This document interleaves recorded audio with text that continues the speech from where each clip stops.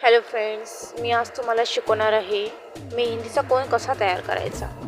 आपल्याला एक कोन तयार करायसाठी किती मेहंदी घेतली पाहिजे, जास्त कमी ते सुद्धा सांगणार आहे. मी एका मेहंदीच्या कोनासाठी 4 चमचे मेहंदी घेतली आहे. बघून घेऊ शकता. मग त्यामध्ये ते गोळे असतात ते पूर्ण मी काढून घेतले आहे, म्हणजे चमच्याने फिरवून. नंतर त्यामध्ये मी 3 चमचे पाणी घेतले आहे. ते पूर्ण मस्त छानपैकी एकत्र करून घेतलेलं आहे. आणि मेहंदीचे जे गोळे होतात ते सुद्धा मी मिक्स करून घेतले आहे, जेणेकरून आपण जेव्हा मेहंदी काढतो तेव्हा तुटक तुटक मेहंदी आली नाही पाहिजे. त्यासाठी आणखी थोडं पाणी घ्यायचं आणि ते पूर्ण मिक्स करायचं. जोपर्यंत आपले गोळे आहेत तोपर्यंत मिक्स करायचं. गोळे त्यामध्ये काही नसले ते थोड्या वेळ तसंच राहू द्यायचं.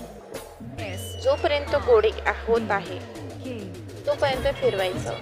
बघा, मी अशा पद्धतीने फिरवत आहे, तुम्हाला सुद्धा अशा पद्धतीने फिरवायचं आहे. मेहंदी जास्त पातळ किंवा घट्ट पण नको.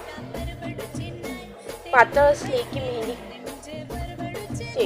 एकदम बेकार दिसते, तसंच एकदम घट्ट असली की मेहंदी कोणाच्या बाहेर पडत नाही.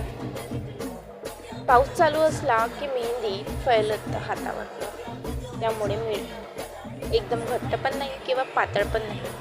नंतर मी कोन कशा प्रकारे करायचे ते सुद्धा सांगते. एक पन्नी घ्यायची. मी पन्नी वापरत असते. मला पन्नीमध्ये खूप छान कोन करता आणि मला कम्फर्टेबल वाटते हातात पकडायसाठी. आधी पन्नी घ्यायची, त्याला फोल्ड करायचं जसं प्रकारे मी तुम्हाला सांगितलं आहे, बस त्याच प्रकारे. नंतर व्हाईट कलरची चिकनपट्टी घ्यायची, बरोबर त्यामध्ये समोर, मधात आणि मागं लावून घ्यायची.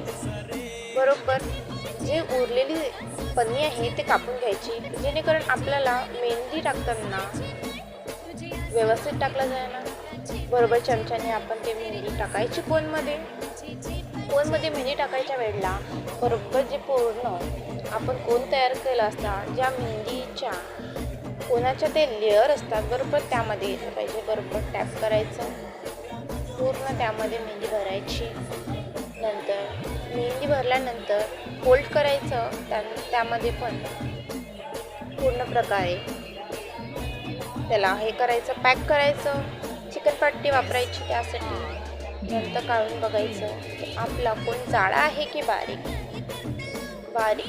आधीच बारीक करायचा कोन, जेणेकरून आपल्याला मेहंदी काढताना भारी जाणार नाही. बघू शकता मी कोन तयार केलेला किती व्यवस्थित चालत आहे.